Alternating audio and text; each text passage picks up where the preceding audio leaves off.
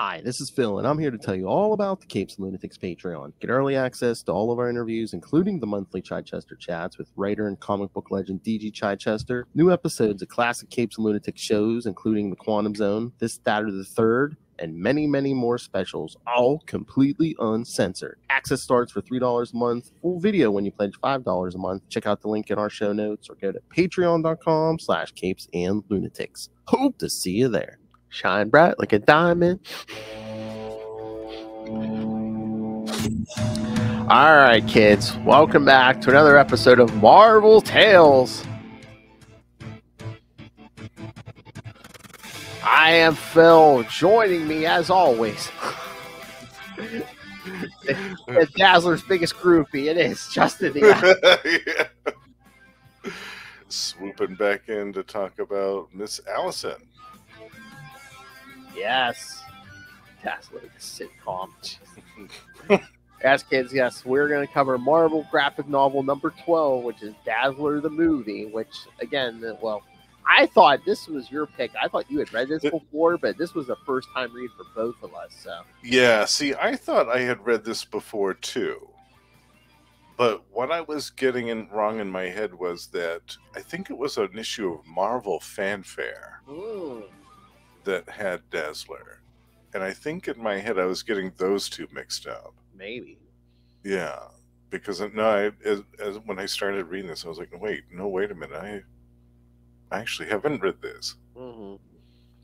Yeah, but I had wanted to for years. I had wanted to read it because I knew about it, but I just had never got around to it. And I've read this either, and I thought it was like it happened earlier on in her timeline, but she had some appearances before this, like X and the X-Men. I think the Spider-Man ones being Lothar doing it might have happened before this. So yeah, I mean, she had been around for a good bit at this point. Yeah, and her regular series was still going strong at this point, wasn't it? That started in 1981. I think so. Yeah, because I was looking at the reading order, and yeah, I think it did take place within her, which again, that must seem really weird if it takes place during the ongoing series. Yeah. I wonder what was going on in her regular series at that point. Or maybe if it had just ended and that was like supposed to be the continuation. Hold on, I'm gonna look at the list here. No, it takes place between 34 and 30, issue 34 and 35 of her ongoing. Oh, okay. That's what it's saying. So yeah, I don't know, but wow, this is. I feel like that was towards the end of the series, though. Yeah. But yeah, it's like, what the heck? Wonder how much they referenced it, or if they didn't reference it, or what the. Yeah, like I said in the last episode, I haven't read a whole lot of the Dazzler series. Yeah, me neither. Which is another reason I'm excited that we're covering some of this stuff, because I haven't read a lot of it. I only have maybe 2 or 3 issues of that whole series, and they're just random ones. Yeah. Oh wait, is this? We gotta do that someday. There's the Beauty and the Beast miniseries. It's her and Hank. Yes. Yeah. I saw that. Yeah, and I thought that would be a fun one to cover too. Yeah. Oh yeah, her. Oh wait, her series went. I see 30. Oh, 42. Oh, her series might have went like 42 issues. It went on for quite a while. Mm-hmm. I hope that they start reprinting that in the form of Epic collections. Oh, they haven't reprinted that? Well, they've reprinted it in those Marvel Masterworks collections. Oh, yeah. Which I believe those are all hardcover. Yeah, I know the 1 or 2 I have, they are hardcover. But, God, those Marvel Masterworks are old. They are, yeah. Let's see, I'm going to go back. I was going to say, I remember getting like an X-Men one when I was like, God, it's probably like 13, 14 maybe. Yeah, they collected the whole series of Dazzler. Actually, not too long ago. It looks like the first volume was 2020. The second was 2021. The third was 2022, and there's a 4th volume this year. So I'm thinking, you know what, they might do the Epic collections when like if Dazzler hits the MCU. Yeah, that makes sense. Yeah, I don't want to really pay $50 for a hardcover Dazzler at this point. Sorry, yeah. But this new volume does have that miniseries, Beauty and the Beast. Yes, it has that Marvel. Yeah, I was thinking of a Marvel fanfare story with her and Rogue. Oh, from, nice. Issue number 38 is what it was, and that's collected in this volume too. I haven't read that either, but I probably would have preferred reading that. Yeah, that was a good story, actually. Yeah. I don't know why I got that mixed up with this graphic novel, thinking that they were the same thing. Yeah, it does weird things sometimes. But yeah, I hadn't read this before. I had always wanted to, knowing that it was a graphic novel, and I thought the premise was interesting. But yeah, me too. Like I had seen it referenced before, and I always wanted to check it out. But yeah, this thing is kind of weird. Yeah. Oh yeah. Do we have a synopsis for this one? Oh yes, we do have a synopsis. Oh, we do? Okay. Thank God, yes. That's good, yeah. All right, and again, kids, this is on the Marvel app, but if you're looking for it, you have to search Marvel graphic novel, and it will bring up that series. Because I typed in Dazzler, thinking it would Dazzler the movie would pop up. It did not pop up. It's so weird though, because Death of Captain Marvel that we did 2 episodes back. You just type in Death of Captain Marvel, it'll pop up. But then you have to specifically put Marvel graphic novel. Right. I even put in Dazzler, the movie. Yeah, and it doesn't pop up. Or you just search Dazzler. You just put Dazzler in there and search all her stuff. It doesn't come up. Yeah. If you do that, it just brings up her solo series and a bunch of other stuff. Yeah, but or is Marvel trying to bury this? Well, there was a rumor for a while, and I laughed about this, the Taylor Swift, that they were going to approach Taylor Swift to be Dazzler. I was like, okay, all right, yeah. Yeah. Now, Lilith and I were talking about that, because, I don't know if Lilith's crazy about that idea. I'm like, well, we'll put asses in seats because all her fans, all her little Swifties will show up. And absolutely they would, but I don't think Taylor herself is willing to. She's got too much money, and besides, I don't think her she's got a fairly busy schedule. Like her life is fairly full. I don't think that having some type of multi-movie contract with the MCU is going to be something that fits into Taylor Swift's grand design of her life schedule anytime soon. And I don't know they would have to pony up big money to get her to fit this in her schedule. I think she just became a billionaire, so it's just she did, yeah. She would have to do it for love of the game, if nothing else, because right. I mean, really, all she'd have to do is show up at a studio for an hour or two and do some green screen stuff.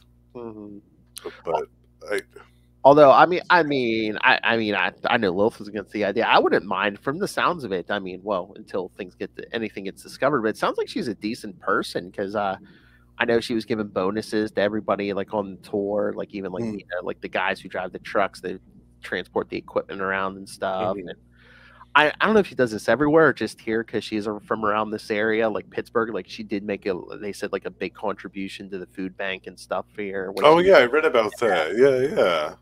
So she actually seems like a decent human being. So yeah, I always like that when celebrities turn out to be good people. Yeah. Oh yeah. All right. So should we do the synopsis for this? Sure. All right. All right. Marvel graphic novel number 12, Dazzler the movie, from October 1984. Writer James Jim Shooter, yeah, the Shooter Man. Penciler Frank Springer, inker Vince Coletta, colors Christy Shealy, letterer John Morelli again for the second week in a row, and editor Ralph Macchio. And a great cover by Bill Sienkiewicz. Oh yeah, Sienkiewicz cover, yeah. Yeah, the cover might be the best thing of this. Yeah, I know. There you go. They need to make a poster of that. Well, like Lilith and I were saying, because we covered Amazing Spider-Man 203, which were Dazzler guest starred in that. Oh yeah. And it has a cover by Mr. You Know Who. Your mother's a whore. But But there was all kinds of like Dazzler light effects on it, and it was like, they should reprint this and like put like a foil cover or something on. I'm like, Yeah. that's what I said. Again, I'm like, well, once the character hits the MCU, I'm sure they'll start doing all that stuff. Yeah, that's like hotcakes. Yeah. Or like I was telling her, like that one, and then the next episode we're doing like a Marvel team up. They reprinted that in Marvel Tales. Those have Todd McFarlane covers on them. So if you want like a Dazzler by Todd McFarlane, there's the Spider-Man classic. Yeah, it's like there's like 2 or 3 issues of Marvel Tales around 230. Where they have like McFarlane Dazzler on them. Yeah, that's how I read that issue. Was I got that reprint? Yeah. All right, here we go, kids. Strap in. While teaching an aerobics class, because it is 1984, Alison briefly loses control over her powers and begins to glow in front of everyone, but corrects it before anyone can believe what they are seeing. After her class, she is approached by Eric Beale, the owner of Beale Productions, who is interested in connecting her with the right people. However, she politely declines his offer and goes off to begin her regular workout. During her session, she is approached by a very nervous young man named Freddie, who tries to befriend her. However, they are interrupted by the club owner, Mr. Witwicky, and Eric Beale. Beale informs Alison that he just bought the club and wants to promote her, a ploy to once more introduce her to the right people in the industry. She declines his offer to go out in favor of going out with Freddie, who she encourages to be a confident young man, and they share a brief kiss. All right, so far so good, but it starts off okay. Yeah. After her date, Alison returns home to relax and catch up on the news. The paper is full of the usual anti-mutant headlines, which makes her worry about being outed as a mutant and the effect on her career.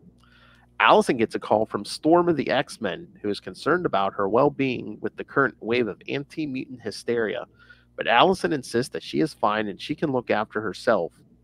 After the phone call, she begins to get ready for her first LA singing gig.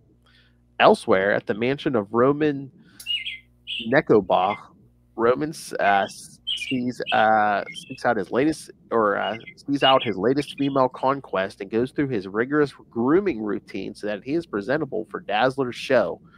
All right, kids, we're starting to come downhill now. Yeah. Attending the show is Eric Beale, who is still interested in trying to woo Dazzler into his employ. When her show is done, Dazzler is bombarded by paparazzi who question her about her involvement with Roman Nekobah, and she is forced to exit the club from the rear before catching a cab home. Upset over the negative publicity that Nekobah has made for her, she's even more infuriated by the fact that he's in her apartment, waiting for her and beginning a sloppy advance toward her. Fed up with his constant meddling in her affairs, Alison screams at him until he leaves her apartment. Left alone, Alison wonders where her career can go if she has to rely on more famous people with dubious intentions to carry her aloft. All right, kids, I think my tone is about to come down to Russell Hulk 2099 levels here. Oh, no. Here we go. So the guy's waiting in her apartment, tries to rape her. Basically. I mean, literally, like, tackles her to the floor pretty much. Yeah. Oh, God. Which, again, good. She kicked him out, so I'm like, okay, you go, girl. But, she should have blasted him in the face and burned his retinas off. Oh, my. Yeah. Well, then he would have screeched and maybe, I don't know, sued her or... well, maybe she could have said it was self-defense. Not in the face! While walking the streets the next day, Alison is once more confronted by Roman Nekobah. He tries to follow her in his sports car, offering her a movie deal. She refuses, but he continues to follow, sending Alison into a run. When she rounds a corner, she uses her light powers to pop his tires, causing him to crash. This doesn't stop Roman, who chases after her, but he suffers a minor heart attack from the physical exertion, forcing Alison to go to his aid. However, it really turns out that Roman has been faking it to see if she really did care. Finally warming up the Roman, she agrees to go out to dinner with him and listen to his next proposed movie deal. Alison accepts, trying to make her dreams happen, and the two begin a relationship. This is where the crap hits the fan. Yeah. Totally. I'm like, he's literally chasing after her, and she's like, I want nothing to do with you. But after the fake heart attack, he's like, oh, give me a chance to talk, and it's like, yeah, it's really. I don't get this. Yeah.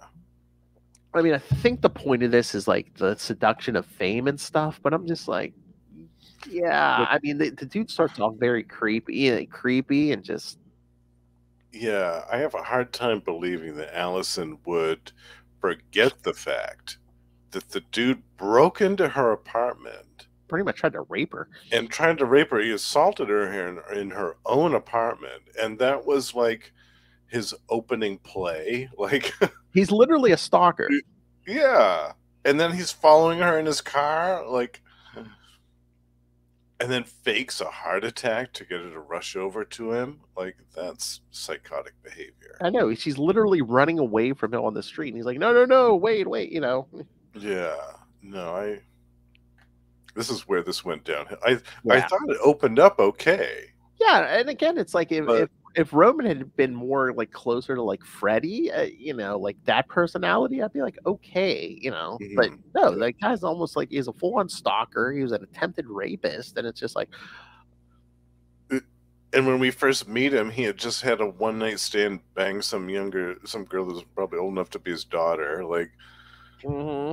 Oh yeah, thanks for a nice night, honey. And then you see the room is all thrashed with alcohol and cigarettes. It's like, oh, cool. This is a really model citizen we're being introduced to here, and this is who's going to be pursuing our heroine, our like the focal point of our story. Like, yeah, and they say the grooming, but I mean, he basically pulls a full Shatner. He's like putting his girdle on, and all that girdle and a toupee and all this other crap. It's like, oh no. Yeah, this story was kind of depressing.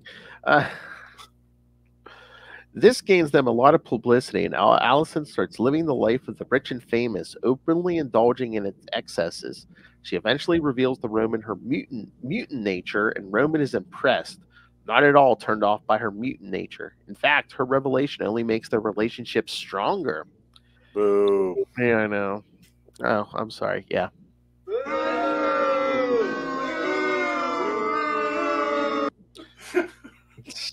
As the days progress, Roman finds a backer for their movie ideal from Eric Beale. In spite of Allison's misgivings about Beale's dubious interest in her, she agrees to the deal. They continue their whirlwind relationship, and Allison plunges into the excessive lifestyle of the rich even further. Which, again, this is so weird because it's like, yeah, Beale is an a-hole, and I'm glad she sees it an a-hole, but I'm just like, how is Roman any better? Exactly, yeah.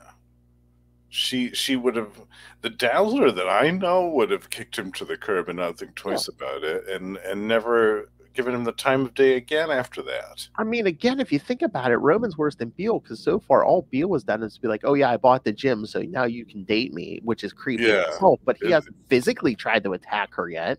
Right, yeah. Exactly. Or and he's not following her in his car. Or chased her down the street. Yeah, so I'm like, faking a heart attack on the sidewalk. At this point, why is Beale so much worse than Roman? He's, I mean, Roman's become physical in a stalkery way.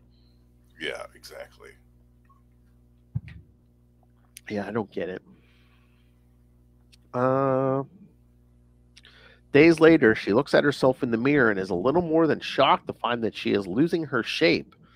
Roman then enters with a newspaper and reveals to her that he had publicly outed her as a mutant, hoping that they can garner more publicity for their movie and show mutants in a positive light.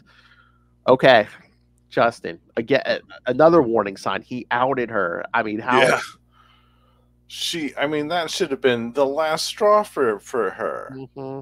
She'd be like, what, are you kidding me? You've revealed the secret that I'm a mutant to the world?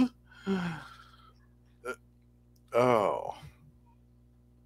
Yeah, that was, when I read that, I was like, what? He did what?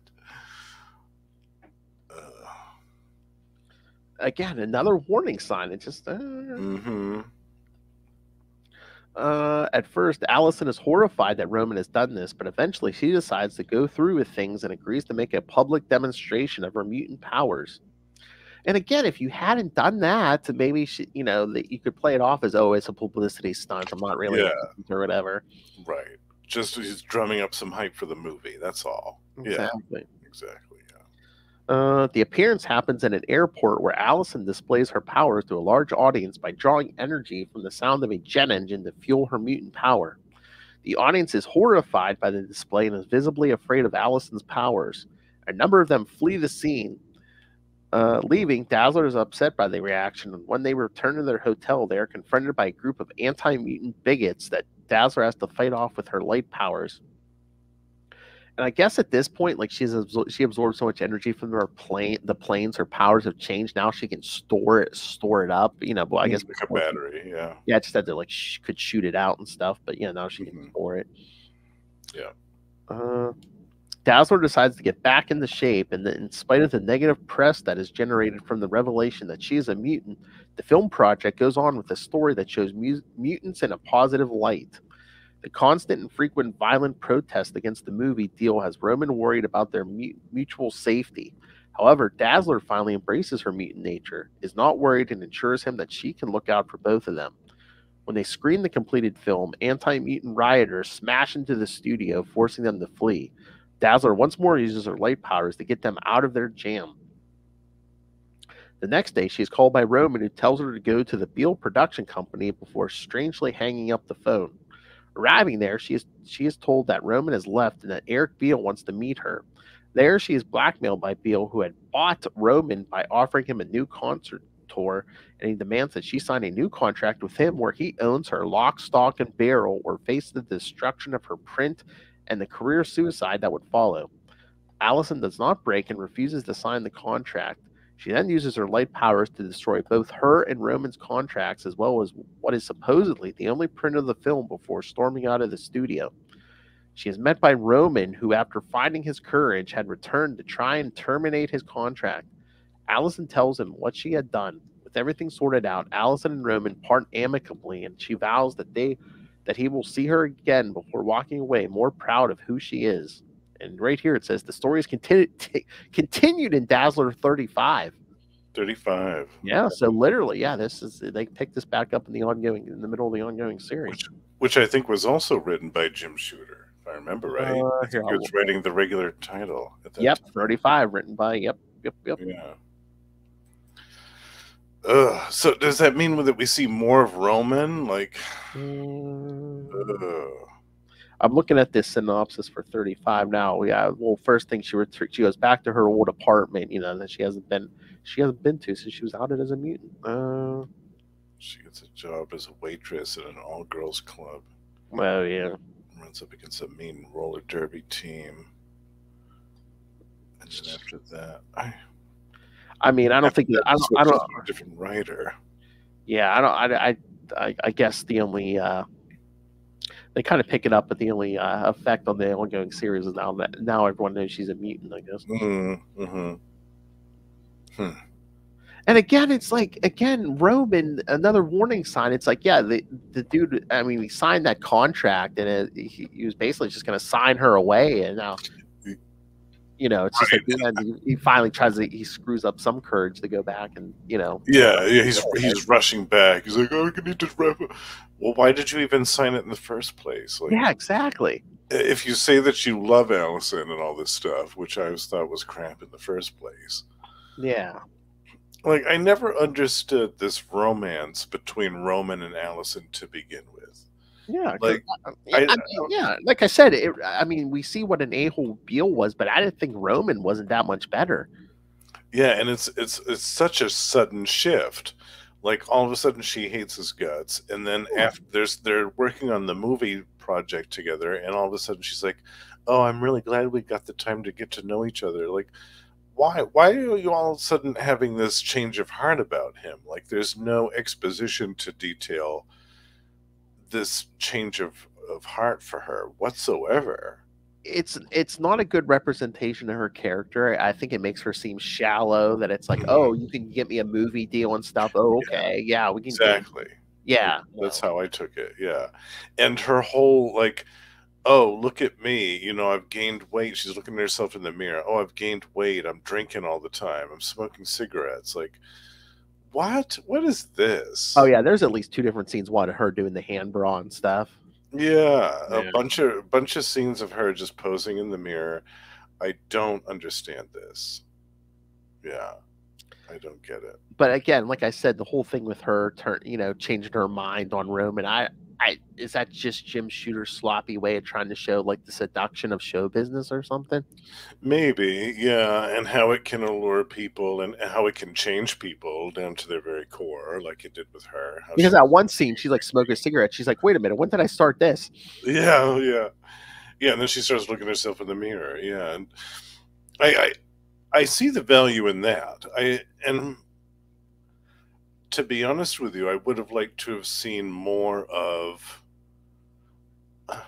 like her involvement in the production of the movie.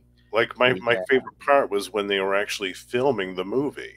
And Mhm. she's in her costume for the film. She's doing her part there, and she has to use her powers like in the filming of the movie. I thought that part was cool, and I wanted to see more of that. To be honest with you, when I first heard about this issue, I thought we were going to see more of that type of stuff. Yeah. She was discovered by somebody, and whether it was revealed that she was a mutant or not, I whatever, but then like sometime during the production of like the filming of the movie, like there's maybe a villain on the set that is kind of like lying in secret that's trying to do something, maybe not necessarily against Dazzler, but somebody in the production of the film, like like a movie villain, like Mysterio, somebody who has a background in movies or Mhm. something like that, and then have them be up to some stuff, and Dazzler starts to realize it because there's maybe weird accidents happening on the movie set and people are getting hurt or killed or stuff like that, and then she has to figure out who's behind the stuff, and then that type of thing happens. I would have that's kind of what I was expecting to see, was them filming a Dazzler movie, and all of this stuff kind of happens to her while she's doing it, and it turns out to be a disaster. Even though, she's really excited about this experience, it just becomes such a negative experience because all this stuff keeps going wrong with it. That's kind of what I was hoping for. But Yeah. instead we get this pseudo feminist, like weird, like male projection fantasy crap. Like, I don't. Yeah, again, if we weren't going to get a straight up villain, I was hoping for like what we got in the first couple pages, like that Allison, where like, if they were making the movie and people just kept trying to seduce her with like fame and power, and her just saying no, no, Yeah, you know, just shooting them down constantly, and yeah, 'cause exactly. this just seems like the story of any other Hollywood starlet, Hmm. Constant, yeah. This like somebody dealing with a Harvey Weinstein type of character. yeah, Dealing with the horrible and like giving stories it, we've heard and from like the kind of Catholic couch. giving into it, yeah. Yeah, and giving into it like Allison did. Like eventually Roman wore her down. Like, and that's a gross message to send. That Exactly, and again, she's already like a established character. How about this be the story of the Yeah, girl who says no to that stuff? exactly, because she's been around for a few years. She's had some adventures. She's not a newcomer. She's not naive. She knows what she's doing. Um, And you could make it where it's like, a lot of people hate her because she's a mutant, but it's like the other side, there will be people who admire her because it's like, yeah, she didn't like give in to all that temptation and stuff. exactly. Yeah, she stood her ground. Yeah. And the whole thing with the anti-mutant hysteria, I feel like that kind of detracted from the main overall story. I mean, that was Yeah. really the only source of action or peril, I guess you could say, that we got in the whole story, was when her and Roman were running from the violent mob that was attacking them at the movie theater. Which, again, I thought that was kind of weird too, that all of a sudden they're there smashing the windows in and climbing in. What are they going to do? Set fire to the place? They're going to try to burn the print of the movie, or are they going to try to kill Allison? What are they doing there? Ugh, it's just, it was a mess. I know. I get, but again, I mean that is, I mean, a lot of mutant stories you do get that. So Yeah, that's true. I guess I was just hoping that this was going to be an exception. yeah, no, but I mean, and that's the kind of the closest we get to like a physical threat, because like yeah, like you said, there's no villain in this. You No know, the villain. rest of it is just basically just Hollywood and just Yeah.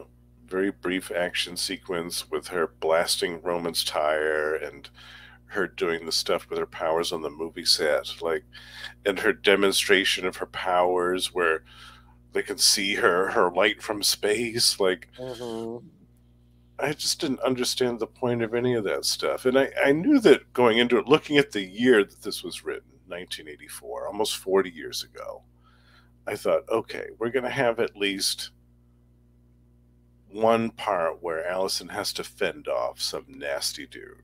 Like, unfortunately, like, I could predict that, But no, she has to fend off two nasty dudes in this story. And one of them actually gets her for a while. I know. I can't wrap my head around it. I mean, every scene with Roman made my skin crawl. It's just, it's just like, why did she do it? I was hoping she was going to tell him off by the end, but by the end, they part on good terms. I'm like, what? Yeah. Imagine, like, I was reading this and imagining, like, 1984, when this was written. Like, I was imagining, like, William Shatner seducing Madonna. You know what I mean? William Shatner at his age then, wearing the toupees, the whole, what was that cop show he was doing? T.J. Hooker. Yeah. T.J. Hooker, William Shatner seducing 1984 Madonna. Or he was working with Heather Locklear. Yeah, right. Right. And I can't get into that. I'll never be able to get into that. I'm glad that we read this, though, to be honest with you, Phil, because it shows us how far we've come. Oh, yeah, definitely. Because this story would never be written now. Jim Shooter would get canceled in a heartbeat if he tried to trot this crap out. Oh, yeah. 2023. He would get burned down overnight. I mean, I know people have issues with like some of the Shooter stuff, but I'm like, I didn't think he was this far, writing something like this. We have to lay the blame for this at his feet, because this is his story. I mean, if you wanted to get to where they got with this, they should have did have both these guys, Roman and Beale, trying to seduce her with, "Oh, I'll help you get your movie made. I'll help you get your movie made." Competing for her, yeah. By the end of the story, basically telling them both off, and you're both horrible people, and then them saying, "Well, your movies are never going to get made." And she's like, "You know what? I'm going to get it made, even if I have to out myself as a mutant. I'm going to get this movie made." Yes. Yep. Exactly. I would have loved to have seen something like that. Yeah, that would have been a much better ending than what we ended up getting. Because I mean, again, it's like, I don't get it. Roman tries to rape her and then he outs her. I mean, yeah, that's so horrifying. But she's still in love with him. And she's still sticking with him. Yeah. Ugh. It's awful. And the cameo with the X-Men was completely unnecessary. We get a page of guest appearance with the X-Men with Mohawk Storm lounging around on the couch. "Oh, I just thought I'd call you up, Allison. There's a lot of anti-mutant sentiment going on right now, and I'm worried about you." Really? You know how us girls like to chatter and gossip. Oh, shoot. Let's gossip about anti-mutant sentiment. All right. The art was okay too, but I know that this dude, Frank Springer, he didn't really like superhero comic books very much. He wanted to do kind of like romance stuff and like, I think maybe like Archie type stuff like that. So maybe he was happy with this issue with not having to do any superhero stuff. It was just... Yeah, maybe that's another reason they toned that down a little bit, because yeah. But I'm glad that we read this, because it does show us how far we've come, and this would never be written today. It shows us too how much crap women had to go through in 1984. Like, that was only 40 years ago. And I mean, that type of stuff still happens today, unfortunately, it's sad to say.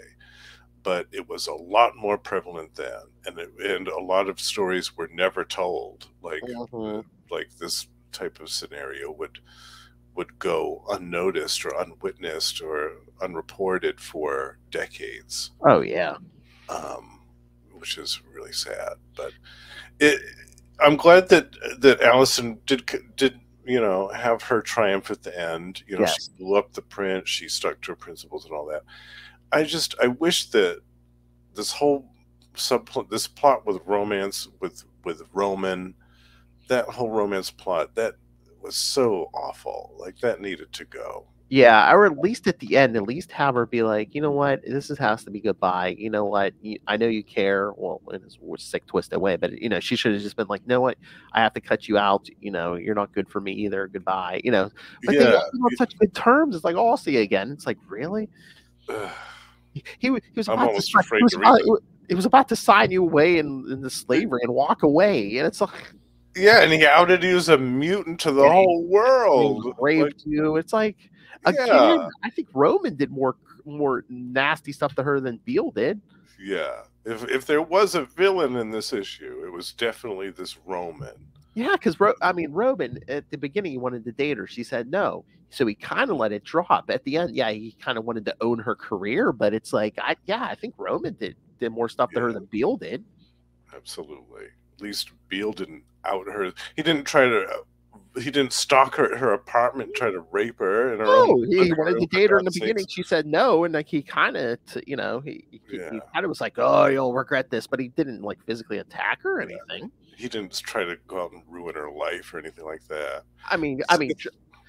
He's a horrible piece of trash, but still, I think he was like, lesser than Roman. Definitely. I completely agree with that, Phil. Yeah. Roman's the villain of this story. Yeah. And she fell in love with the villain. I don't get it. Like, this isn't the Alison that I know. No. This isn't. Yeah. So, if anyone was going to like turn her head and, like kind of trick her into something like this, I thought it was going to be Beale before Roman. You're right. Like when he's sitting in her apartment when she gets home, I'm like, oh, she's going to go to Beale before him. But no, when she makes that turn after he fakes the heart attack, I'm like, what is she doing? What is so strange? And there's no, like I said before, there's no exposition given that explains her dynamic change of attitude towards this guy. And again, it's so weird. I mean, again, I haven't read a lot of the Dazzler ongoing, but this is like, this would make more sense if this was like the first time we ever saw Alison, and then like they had her to have the show character growth. But again, this is 34 issues into her ongoing series. Yeah, and she had been around for several years. She made appearances in X-Men, and like I said, she teamed up with Spider-Man and stuff. It's so weird. Yeah. Yeah, this isn't the Dazzler that I know. Yeah, if this was her very first appearance and she was just off the bus from like Kansas or something, okay. But yeah, exactly. What? Yeah, trying to make her name for herself in Hollywood. At this point, I think she's already been a Herald of Galactus. I think you're right. Literally. Yeah. I believe she's faced Dr. Doom. I'm like, really? She has. And Quasar. She had already met Quasar at this point. Yeah, she's met a lot of important people in the Marvel Universe. The dude that seduces her is this like William Shatner type of guy. Like, I can't understand that. I can't wrap my head around any of that. Less attractive William Shatner. Yeah. And his last name's basically Hoboken, spelled backwards. Oh, okay. What's the deal with that, Shooter? What are you trying to do there? Like Hoboken, like Roman Hoboken? I don't. Whatever you're mining for, keep on digging, I guess. I'm sorry, Mr. Shooter, but I think you shot yourself in the foot with this one. Yeah, I think so too. Yeah, this is kind of indefensible, this issue. And it's a shame, because I wanted to read this. I thought this was going to be a good spotlight on Dazzler. I thought, like I said, I had this whole kind of, and maybe that's part of the reason I was disappointed, was I had this whole idea in my head about what this is going to be. Like Alison working on some movie set and getting plagued by somebody that's got some spite against the director or her or somebody else in the production. like I thought that's what it was going to be. We're going to see some type of supervillain fight towards the end where Dazzler's outed because she has to use her powers, and they record it on film or whatever. But no, we got this mess, this awful mess from 1984 Jim Shooter, and it's a stink pile. This is a stink pile. And like you're saying about the Frank Springer art, like I know it's not him, but you know who this Frank Springer art reminds me of? Carmine Infantino. Oh yeah, yeah, definitely. Yeah. And I love Carmine. Yeah. Yeah. Yeah, it's great. And I like Frank Springer. Yeah, his artwork's good too. Yeah, but just I don't know. It was there were far too many useless panels of her posing in front of a mirror. And there's even that one point where Roman walks in when she's completely naked. Yeah, she's naked, and it's just a lot of trifling stuff like that didn't need to happen. It was totally unnecessary. And it's like you're going to fill a 64-page graphic novel with this? Like, this is a missed opportunity if I ever saw one. Yeah, because there's like 2 or 3 examples. It's like she can't walk past a mirror without getting completely naked. Yeah. Yeah. That's not good. That's not good. Or is that, again, is that Jim Shooter's ham-fisted way of trying to show, now she's more superficial because she's a Hollywood starlet or something, I guess.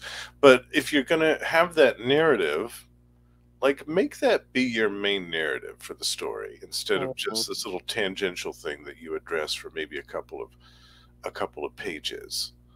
Have that be your main narrative. That Allison, she's got a hit. She's a big name in Hollywood now. It's all gone to her head. She's drinking. She's chain smoking. She's gained weight. She's treating people like crap because she thinks she's a Hollywood starlet. Like, this is changing her personality. Like, make that be the focal part of your story. Maybe that would be more interesting than what we got here. But he didn't do that. Instead, he put that in as a side piece, and then had this weird narrative about the anti-mutant sentiment, and stinks. And again, I don't know in the regular series if she's between costumes or something, but just hit me. She doesn't put on any version of any costume she had in this issue. Not the white disco one, not the later one she wore in the X-Men, that blue one, Yeah, I love the blue one. That one's my favorite, yeah. But yeah, I think she was still rocking the disco one at this point. I don't think she had the blue one yet, but I think that was issue number 40 when she got that, yeah. But yeah, I mean, she's not wearing any costume in this whole thing. Yeah, it's weird. Again, this kid, I mean, you could barely tell this is a superhero story except for, she's a mutant, the mention that, she's a mutant, and, she calls the X-Men for 2 seconds.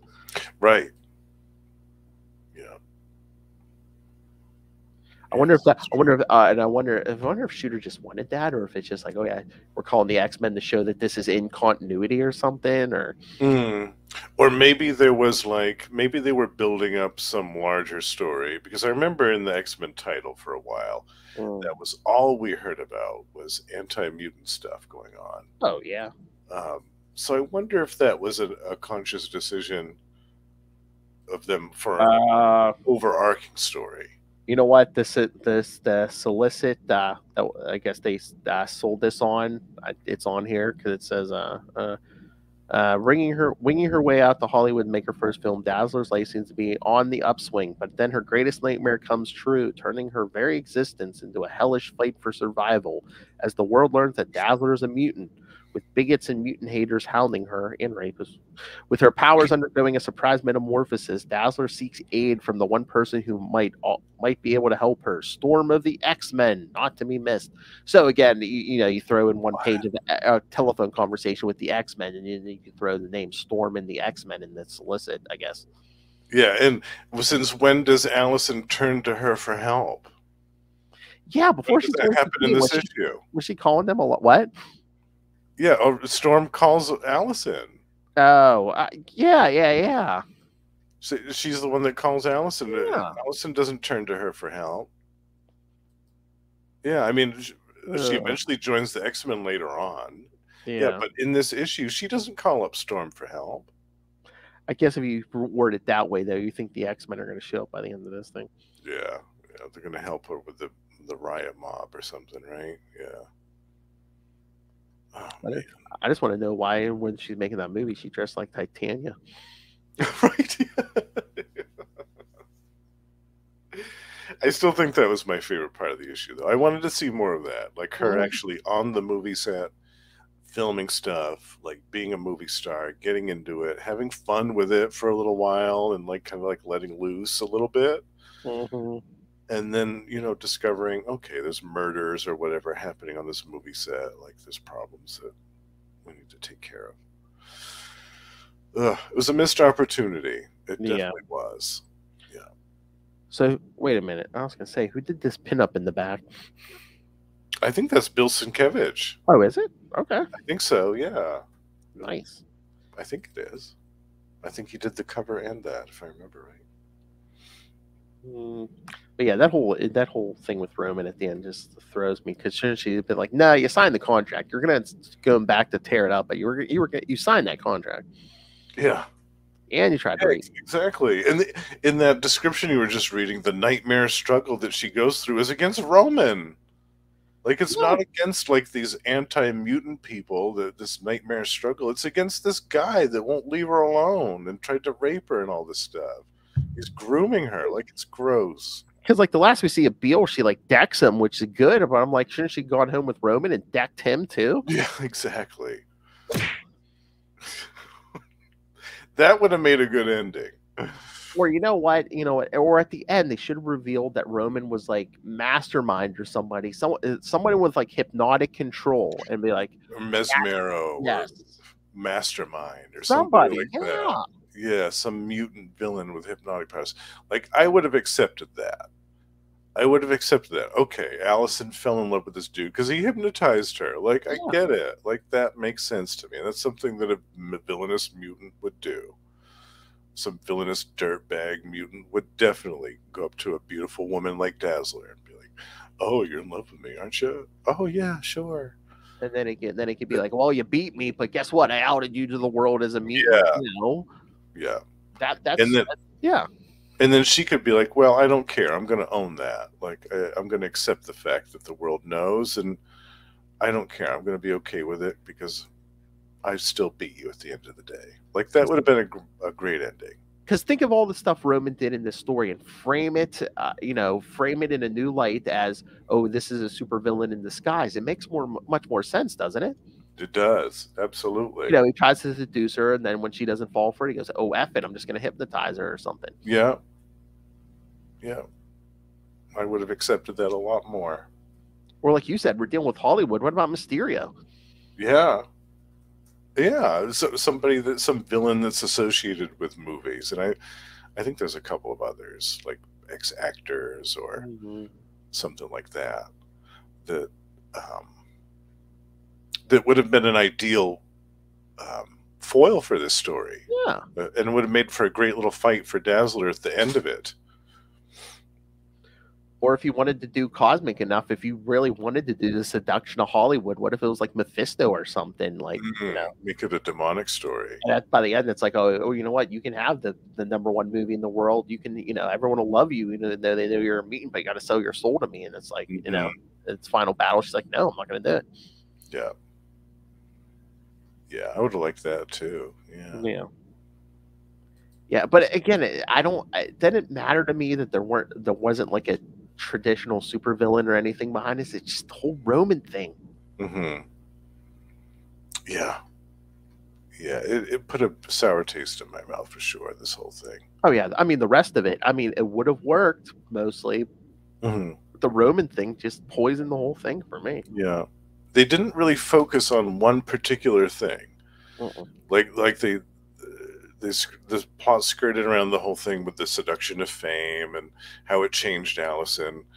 There's a little bit of stuff with the anti-mutant sentiment and her trying to make a name for herself in Hollywood, but it didn't really focus on any one of those particular threads of plot. And again, I was just like, I don't know, the whole thing with Roman, he just seems so out of character when he was with Allison, because I was like, I was waiting for, oh, she's going to break up with him because she's going to come home one day and find him in bed with another one of those young Right. girls or something. But no. Exactly. Yeah.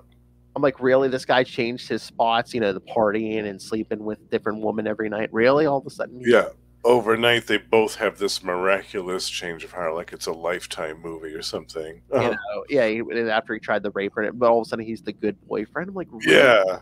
Really? And then he's going to out her to the world that she's a mutant. Yeah. Oh, he's doing it to help her, right? Yeah. Okay. Oh, that's just Hollywood. Oh, God. Yeah. Gaslighting. So yeah, this story, kids. That taste is still in my mouth.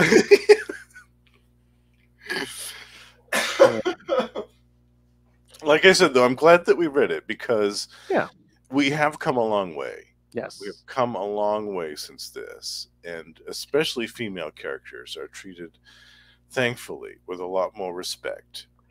Hey, I love kids. Before we start this episode, Justin's like, "This might be a short episode. I don't know if we're gonna have a lot of thoughts on this. I'm gonna have a lot of thoughts on this thing. I do.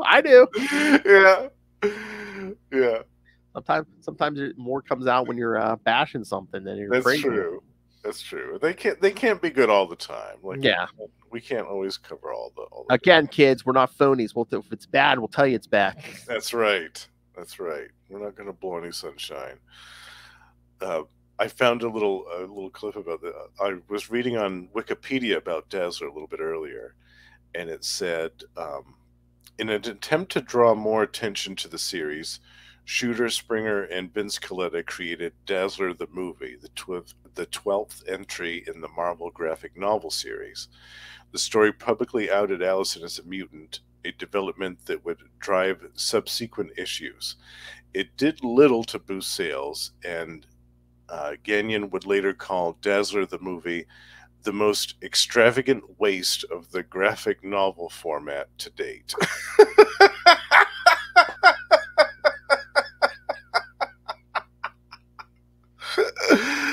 I feel like that sums it up pretty well. What do you think, Phil? Well said. I could not have said it better myself. The most extravagant waste of the graphic novel format to date. Mark my words. And that was 40 years ago. I think that it remains the most extravagant waste still. I mean, I'm sure there's bad ones out there, but name me another graphic novel as bad as this. Yeah, I can't think of one. There might be one out there, but I haven't read it. I just don't know what it is. Is it just a bad story came out, or was just misogyny on Shooter's part? I don't know. I think it's a little bit of A, a little bit of B, a little bit of some other stuff. Frank Springer probably not being really into it, Because, yeah, I mean, again, it's like if you're trying to draw attention to that ongoing series, I don't think this helped it. Yeah, no. Like if I read this and I hadn't been reading the ongoing series, I'd be like, yeah, I don't think that's for me, because this girl put me off Dazzler. This girl seems kind of a dummy. Okay. Yeah, this would have put me off Dazzler. I'd be like, this is the regular creative team for the Dazzler comic book? Oh, I ain't buying this. Maybe if this hadn't come out, maybe Dazzler would have made it to 50. Maybe. They did redesign her costume right after this, and they did change the creative team. Archie Goodwin was the writer for a little while, so they tried to right the ship. And maybe they did a good job with it. We'll eventually find out. Although I do remember, I don't know if they canceled it because originally, before they went with the plan of resurrecting Jean Grey, when they were doing that original X Factor, Alison Blaire was supposed to take that Jean Grey role. Oh, no kidding. I didn't know that. The original X Factor would have been Allison instead of Jean Grey. So. Oh, wow. That's cool. That would have changed that dynamic a lot.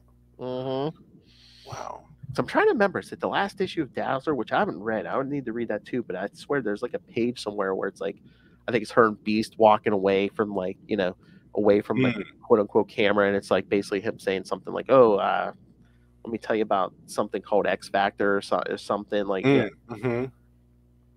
Yeah, number 42, right? Yeah. Yeah, whatever that last Which issue, yeah. which was 86, and that was right when X Factor started. Yeah, so yeah, I think up till I don't know if it was the last minute or what, but yeah, so the original plan was to have her do that. Wow, that's Oh. cool. I had no idea about that. Oh yeah, because look, I just pulled up 42 on the app, and it's the solicit says Beast comes to Allison with an offer to join a new X team. Ooh. So yeah. Oh, that's cool. So that's what I'm saying. No, I don't know if that was just the last minute decision. Yeah, here we go.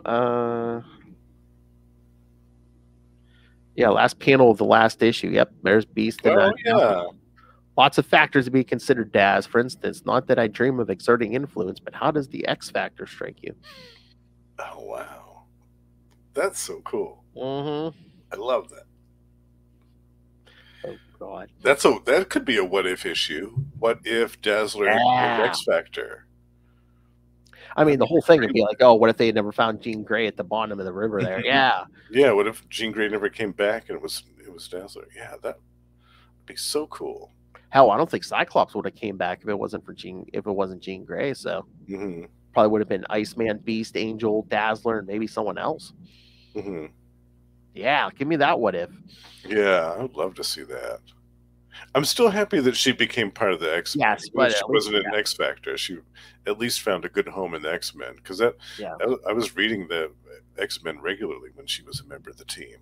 Oh, that's another era we got to cover. That era. Yeah. The Australian Outback era. The Australian Outback era. It was her and Longshot and Havoc and Colossus. And one of your favorite. Yeah. Yep.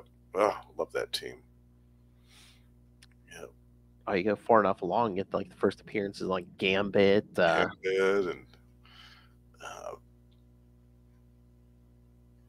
Deadpool. Although that was in another title. New Mutants, yeah. But right around the same time, yeah. Oh yeah, they started sprouting up, man. Oh, stay tuned next year, kids. We're gonna have a two weeks of what is it? Extinction Agenda. Extinction Agenda, yes. Yeah. 2 week spectacular here on Marvel Tales, yeah. Yeah. Starting off our summer crossover spectaculars. Oh, there's so much good stuff there. Yeah. Yeah. All right, are we done pooping on this issue? I think so. Yeah, like I said, I'm glad we read it because it does show how far we've come. Like, thankfully, female characters are treated with a lot more respect these days, which I'm happy about. And this could have been a lot more, but a lot better than it was. So it's a nice point of reference for how far we've come in the last 40 years. Let's put it that way. Yeah, definitely. All right, so only 3 more episodes left this year, kids. Next week we'll do more Dazzler. Hopefully it'll be better. I have a feeling it will be. I think it will be. I don't think it'll get worse. We're going to cover the first 4 issues of that Dazzler ongoing series. So we're going to step back in time a little bit because I swear I saw Dr. Doom on one of the covers. So I'm thinking it's going to be better.